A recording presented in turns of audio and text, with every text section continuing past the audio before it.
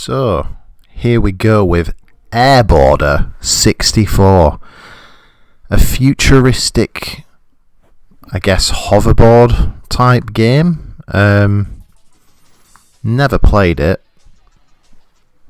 Never heard of it, I don't think. Lecture. Coin. Street work. Interesting menu options. Let's have a look what we do here. So, okay, so this is a tutorial. Regular and goofy stance. Very Tony Hawk's. Okay. Please just let me move. Okay, it feels... Oh, it's very sensitive to the touch when you go around the corners. Turbo Gorge. Not sure what type of game it is. Is it whether it's a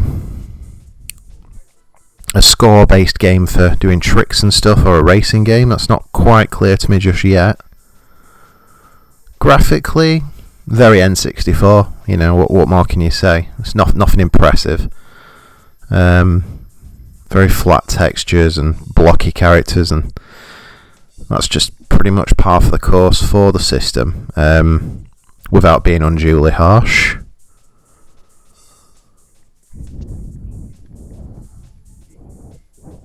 Climb. Okay, so I can apparently go up walls. Let's have a... Oh, yeah, you can. Although I don't know how you get up there. It seems to just do a flip when I go up to the top. What? It's a very bizarre game, I have to say.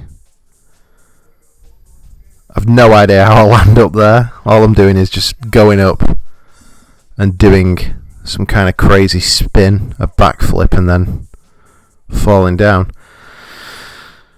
Well, we'll try the main game. We'll come off the tutorial. My initial assessment of Airboarder 64 would be it's not going to be a great game. Gotta go with Dave. What is he? Looks like the Michelin Man. Of course, we'll go with the green board.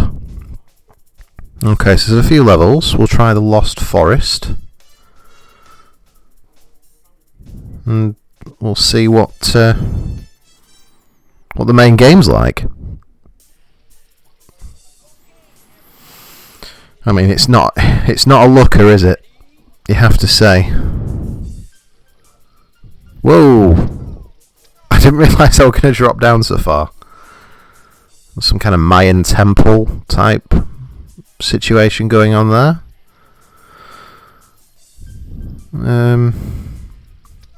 I'm not really sure what I'm going to do. There's a timer ticking down. I'm guessing I have to do tricks of some sort, but it's not quite clear to me how I pull them off now. Okay.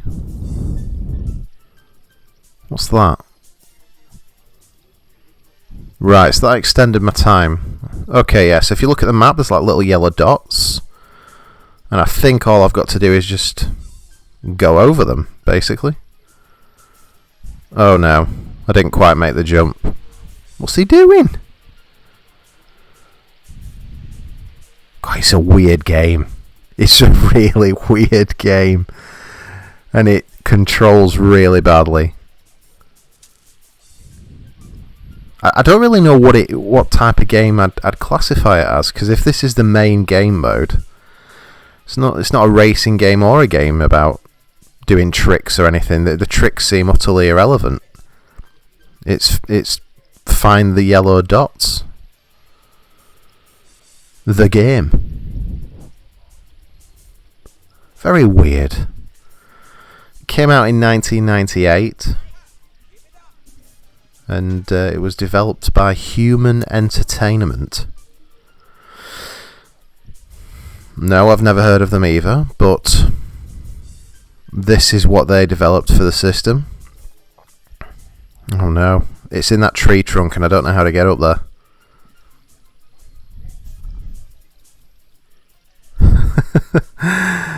Well, come on, you can do it. Oh, it's just like in the tutorial stage. I don't quite know how, after you've climbed up a wall, or in this case, I think some kind of tree trunk, I'm not sure how you actually land on top. He just does a backflip. Maybe I can try jumping into it from the side. If you hold down jump, you do get a bigger... Oh, God. You do get a bigger jump. Nope. There we go, I failed. I'm slightly dubious of Airboarder 64, I have to say. We'll try one of the other game modes. I think there were something else that sounded weird. Oh, we'll just give this level a go first. Now that we know, we need to get the yellow dots. Okay, so we're in some sort of snowy city. What I would say as a positive is the environments are varied and they're quite ambitious. You know, at the end of the day, it's like a semi-open world, I suppose, that you're going around in here. If you look at the map, it's quite a big space. I'll give them credit for ambition. It just doesn't seem very clear what it wants to be as a game. Because if this is the main mode, I couldn't say a campaign mode as such. Whoa, okay, so you can do grinds. Oh, yeah, I didn't see a campaign mode as such, so this seems to be the main crux of the game. And has he literally just got flattened? As in, Parappa style.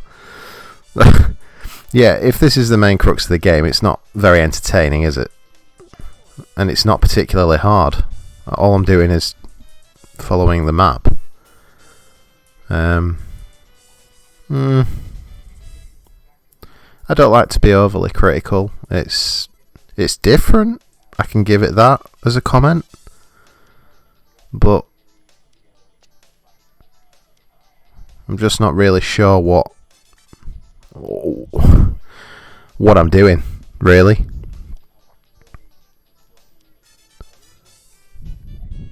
Is this the last one? There we go. Finished. Right.